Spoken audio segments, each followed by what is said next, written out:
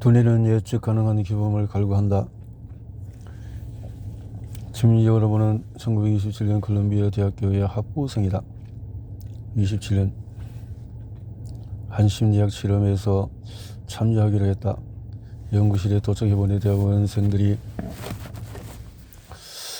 실험에 대해서 간략히 적혀있는 유인물을 나누어주고 있다. 읽어보니 지각에 대한 실험이라고 한다.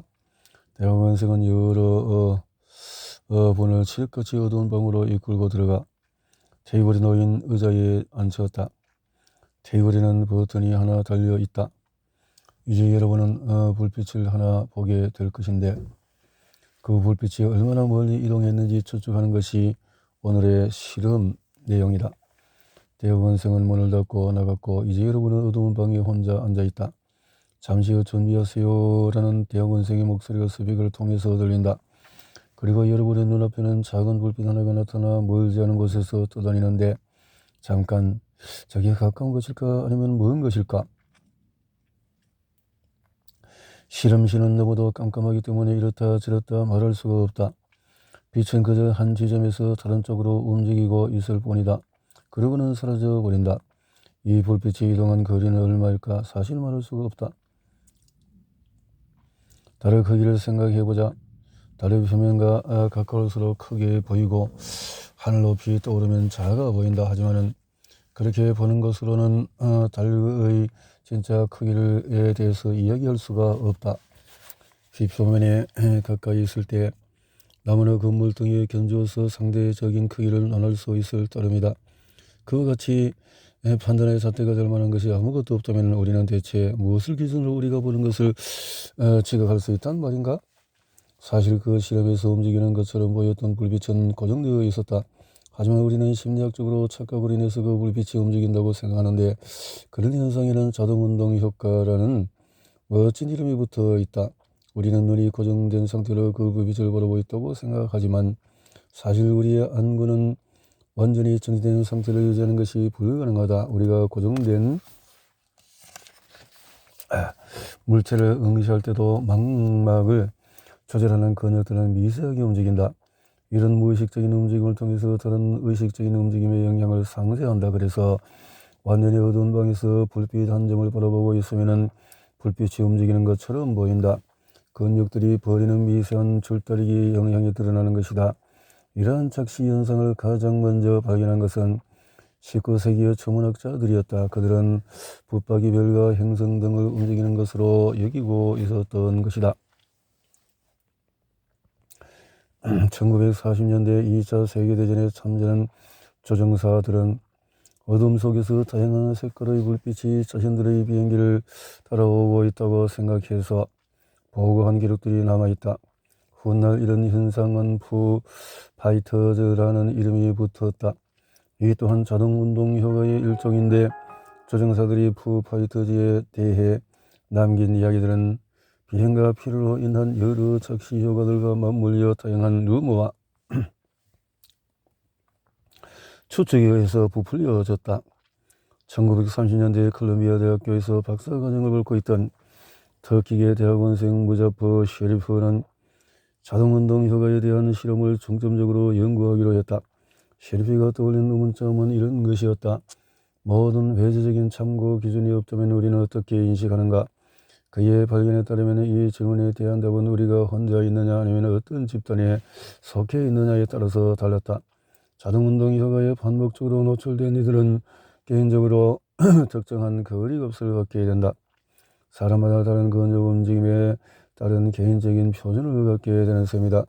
우리의 두뇌는 아무것도 없는 상황에서조차 무의미한 신호들을 긁어모은 후에 필요하다면 자기 스스로 안정적인 기준 내지는 규범을 만들어낸다는 뜻이다. 하지만 다른 사람들이 있다면 이야기가 달라진다. 모든 사람들이 각자 떠오르는 정답을 큰 소리로 말하고 있다면 우리는 동일한 자기효과, 운동효과에 대해서 더욱 다른 대답을 내놓는다. 이렇게 집단적으로 실험을 할 때 비험자들은 본인의 개인적인 기준이 아니라 가장 많은 사람들이 내놓는 시각을 따라가는 경향이 있다. 이렇게 만들어진 집단적인 기준의 영향은 오래도록 지속이 되었다.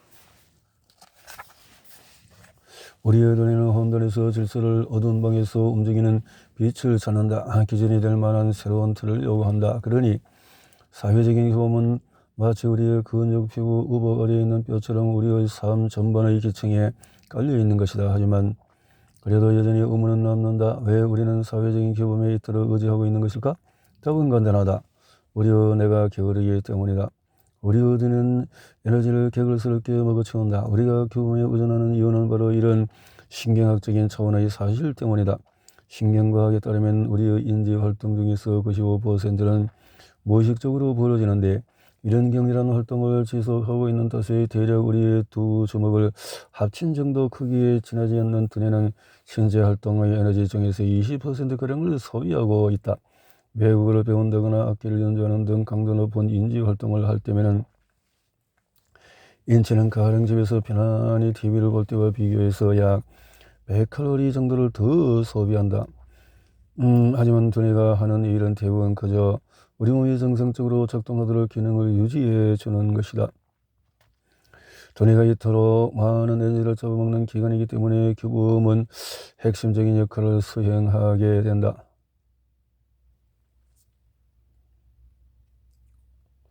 마치 사람 대신에 짐을 짚어 가는 가축처럼 규범은 우리의 인지적인 부하 중에서 상당수를 줄여준다. 우리는 그렇게 아낀 에너지를 보다 시급하고 당면한 과제를 처리하며 의사결정하는 데 투입할 수 있게 되는 것이다. 기초적인 수준의 예측 가능성을 제공한다는 면에서 규범은 믿음직한 자동주행 모드와 유사하다고 할 수 있다. 우리가 쓸데없는 일을 덜 할 수 있게 해줌으로써 우리의 신경학적인 회로가 과열되지 않도록 도와주는 것이다. 우리의 두뇌는 예측 가능한 규범을 말 그대로 갈구하고 있다.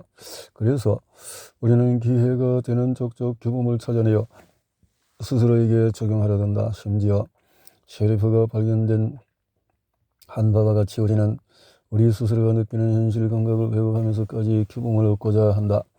통상적인 기준을 따르는 편을 선호한다. 가령 저항선을 지키면서 한쪽으로만 운전한다거나 남들이 줄 서고 있으면 얌전히 가장 뒤에 가서 서는 것 등이 그렇다. 자신만의 기준을 만들고 고집하는 경우는 흔치 않다. 간단하다. 남들의 기준을 따르는 게 더 편하기 때문이다.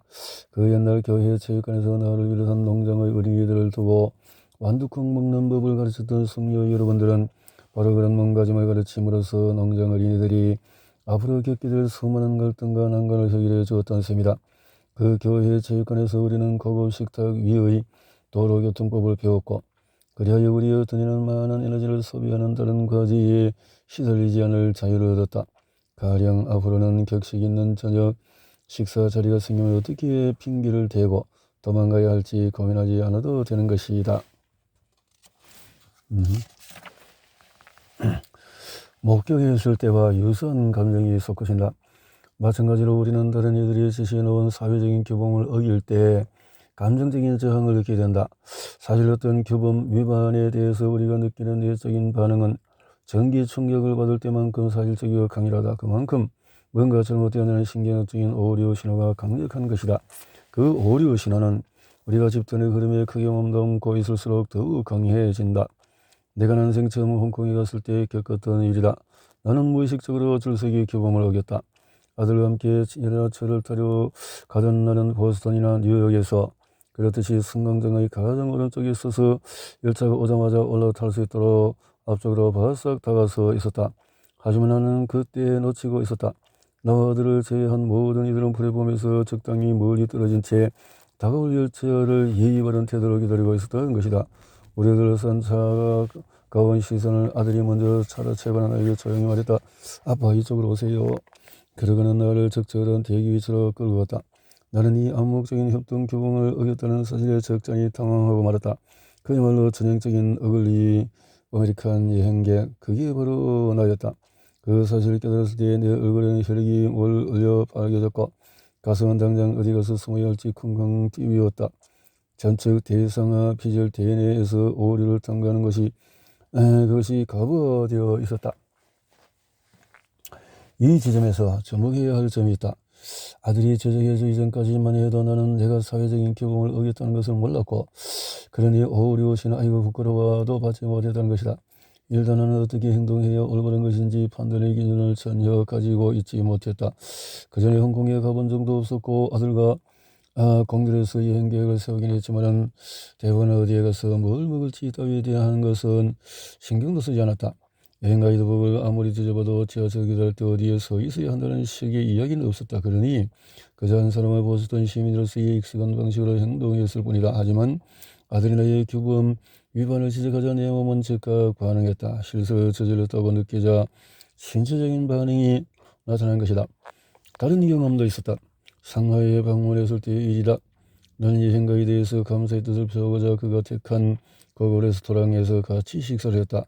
미국과 정반대로 상하이에서는 종업원에게 팁을 주는 것이 공격적이며 모욕적인 일로 여겨질 수 있다고 그곳에 가는 길에 가이드가 내게 언지를 해주었다. 나로서는 정말이지 놀라지 않을 수 없었다. 웨이트로 일해본 적이 있던 나로서는 특히나 믿기가 어려운 이야기였다. 혹시 이 가이드가 그런 말로 나를 속여서 내가 웨이트에게 줄 팁을 모두 자신에게 주기를 바라고 있는 것은 아닐지 잠깐 의심스러울 지경이었다.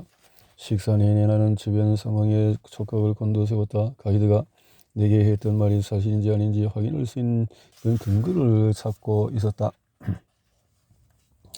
하지만 중국인 고객들 중에서 그 누구도 현금으로 계산하는 사람은 없었던 탓에 그 어떤 판도 내리기 어려웠다. 또한 웨이트는 영어를 할 줄도 모르고 나는 중국어를 할 줄 모르는 데다가 당신의 핸드폰으로 인터넷에 접속하여 이것저것 찾아볼 수 있던 시절도 아니었던 탓에 내게는 여행 가이드를 믿는 것 외에 다른 선택지가 주어지지 않았다. 이 문제로 머리가 복잡해져 있다 보니 어느새 나의 두뇌는 어려워지느라 내 보며 웅웅거리기 시작했다. 찌르는 듯한 불편함을 느끼며 뭔가 바로잡고 본 욕망에 사로잡혔던 것이다. 나는 그저 이의 풍습을 잘 모른다고 쉽게 용서받을 수 있는 외국인이지만 그럼에도 불구하고 얼떨결에 웨이터에게 무리를 저지를지 모른다는 불안감을 떨쳐낼 수 없었다. 결국 나는 팁을 줘도 되는지 아닌지에 대해서 고민을 해결할 방법을 찾아냈다. 우리 테이블은 아주 큰 창문 옆에 있었는데 그래서 나는 식사를 마칠 무렵에 조용히 테이블이 아닌 창틀 위에 약간의 현금을 올려두었다. 이건 실패할 리가 없는 계획이라고 나는 스스로를 설득시켰다. 만약에 팁 문화가 중국에서 낯선 것이라면 글쎄 그렇다 해도 돈이 테이블 위에 있던 것은 아니니까 웨이트는 내가 실수로 돈을 흘리고 갔다고 생각할 것이다. 반대로 웨이트가 팁 받기를 원하고 있었다면 그 경우에는 내가 팁을 엉뚱한 곳에 놓고 가는 이상한 사람이 되는 것으로 이야기가 마무리될 수 있다. 사실 그 경험 자체가 내게는 너무도 불편한 느낌을 주었다.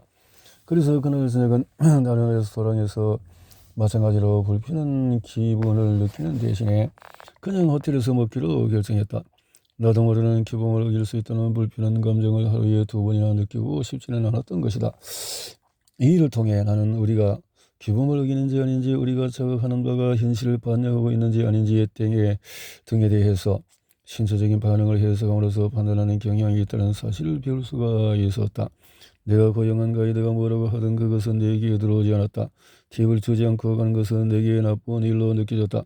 그 사건은 사회적인 영향력이 작동하는 모든 방식에 대한 토머스의 정리는 사회적인 규범에 있어서도 마찬가지라는 점 또한 확실하게 각인시켜 주었다. 설령 우리의 믿음이 실제 현실과 상관이 없을지라도 그 신념으로 인해서 그것이 현실인 것과 다른 바 없는 결과를 낳는다.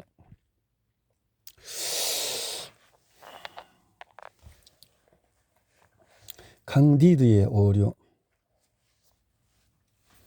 지금 여러분은 16세기 스페인의 귀족이 되어 있다.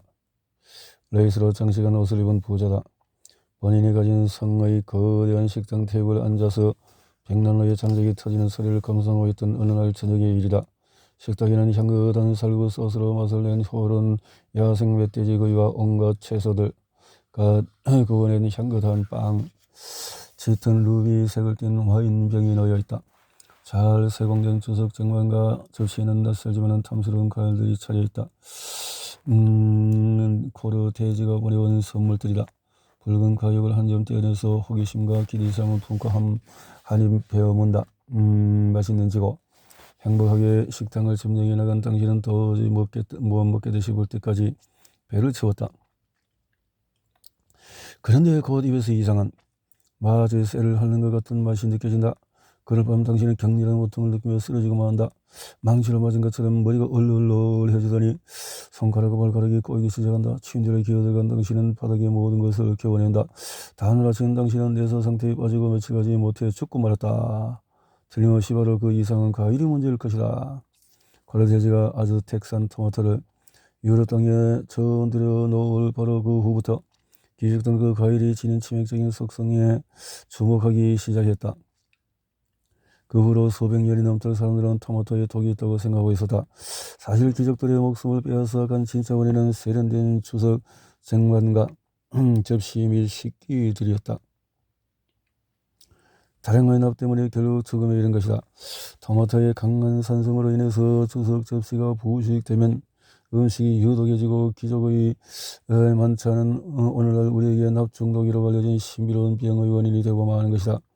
유럽 귀족들이 수백 년에 걸쳐서 토마토를 먹지 않았던 이유가 그것인데 그러면서도 그들은 절대 그 이유를 궁금해하지 않았다. 그들 입장에서 보면 궁금해할 게 뭐가 있단 말인가. 토마토가 범인이라는 당연한 결론에 도전하는 것은 바보나 할 짓이었다. 결과적으로 토마토가 치명적으로 위험한 음식이라는 잘못된 생각이 사회적인 규범으로 자리 잡아버렸다. 실제 사실이 어떻건 별 상관없는 일이었다.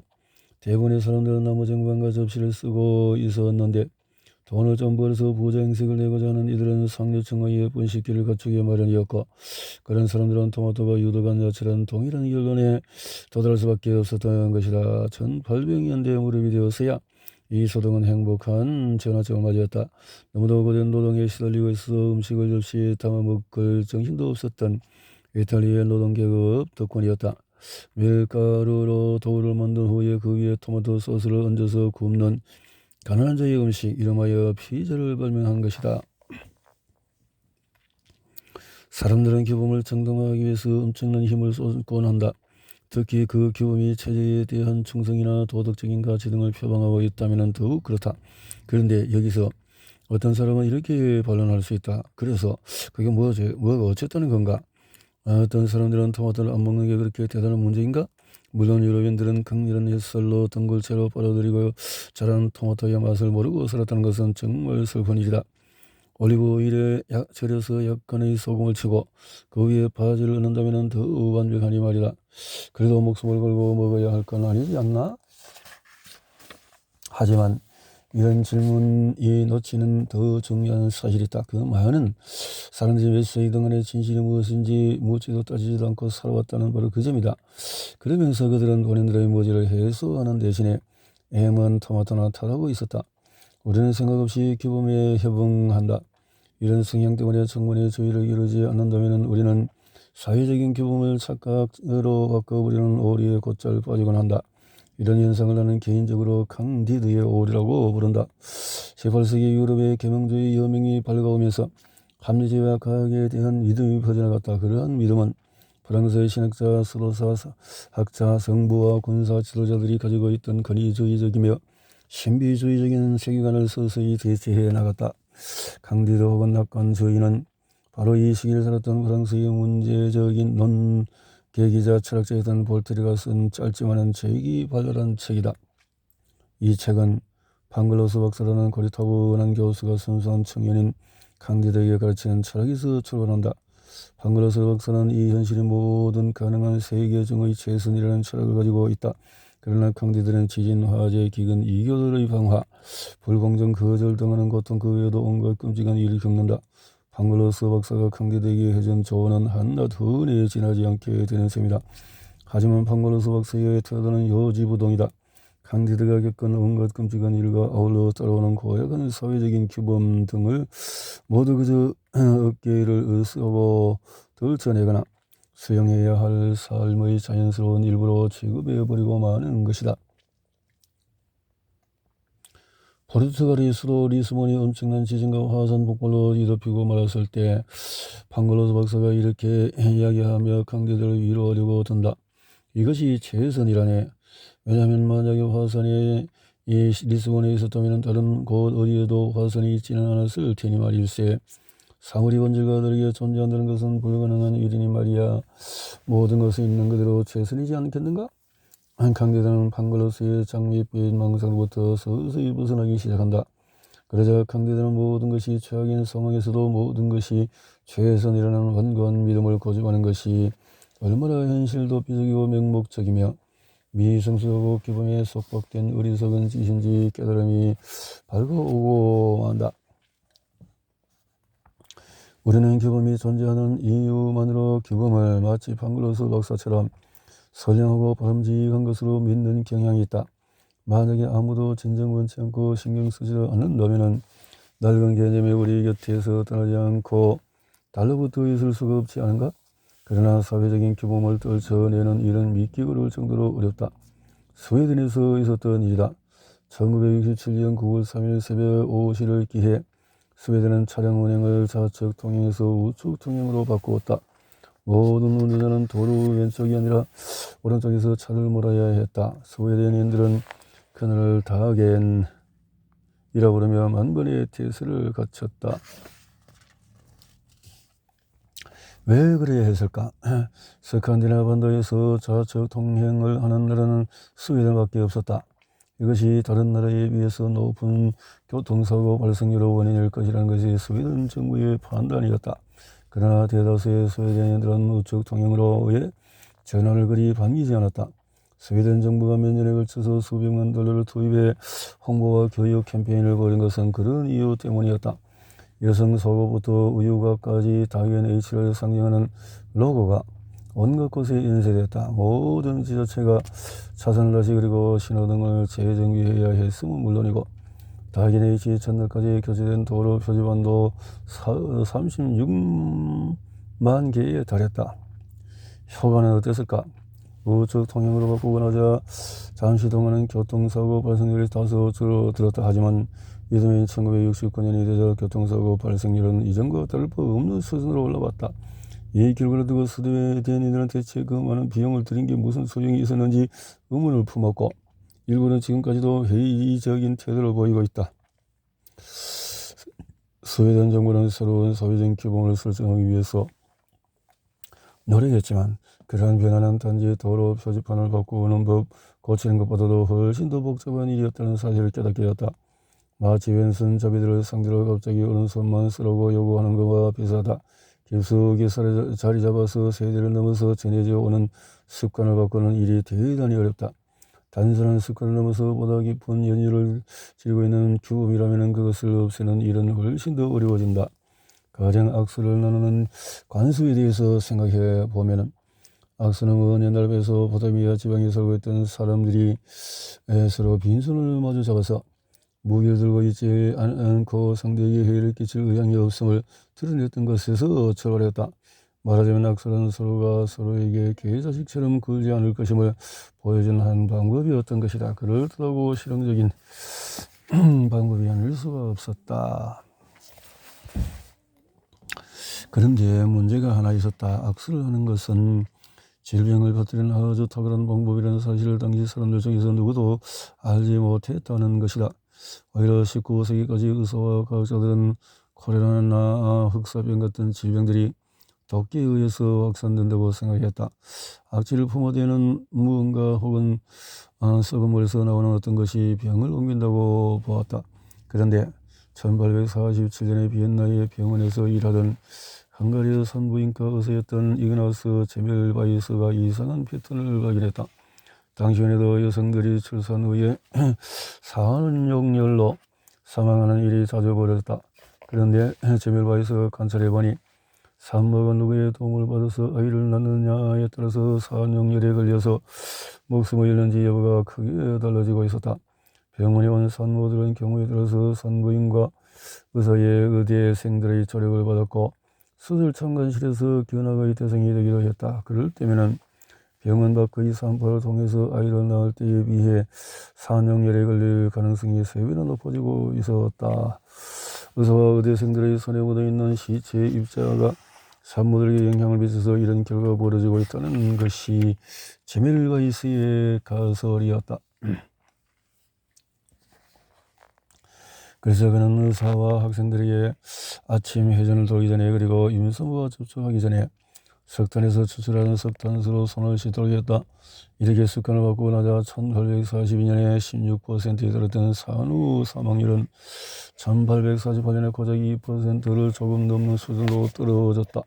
우리 교회의 기득권은 지멜바이스가 주장한 세균 전파설을 두고 볼멘스를 뱉었지만 결국 손씻기는 의료계 전체의 습관으로 자리 잡을 수 있었다. 그리고 우리는 매년 독감이 유행하는 계절마다 공중보건 관계자들의 호소를 들을 수 있게 됐다.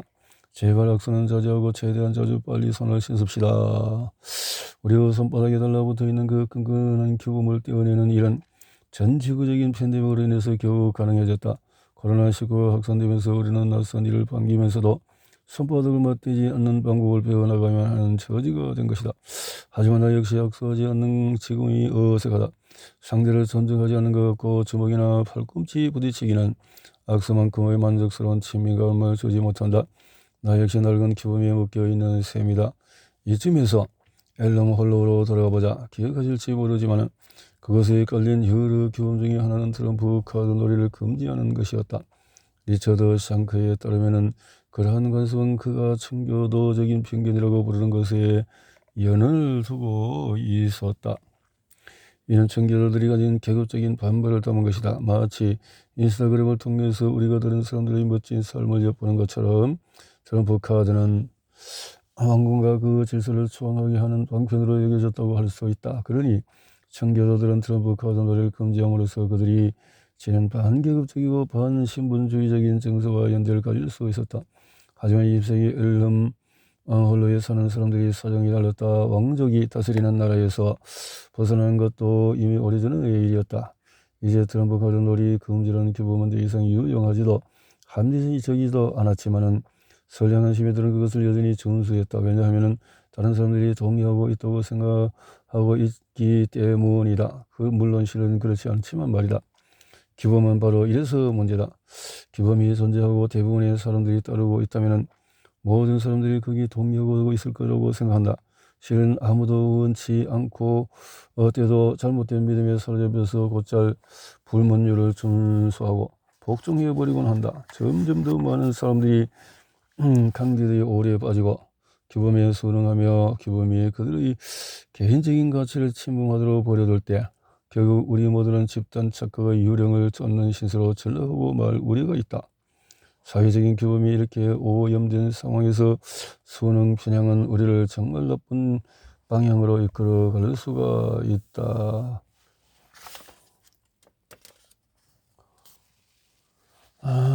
이렇게 이 대목에서 우리 사회에서 중요한 역할을 하지만 대체로 무시당하는 사람들, 저 예술가들이 지니는 엄청난 중요성을 이야기하지 않을 수 없다. 예술 앞에서 우리는 인사가 멈추고 생각이 된다. 대부분의 위대한 예술은 규범을 다시 숙고하게 만들고 새로운 방식으로 세상을 인식하게끔 청중을 깨운다. 부르제전, 반고의 해바라기, 또 하베리까지 위대한 시인들의 희곡을 떠올려보자. 영원 불멸한 예술 작품들을 바라보고 있노라면 지금 우리가 후적되는 규범들에 대해서 생각하지 않을 수가 없다. 때로는 예술 앞에서 우리가 버리는 인간적인 어리석음을 깨닫고 웃음을 터뜨리기도 한다. 예술이 우리를 어리석음의 선장을 끼워줄 때도 있다.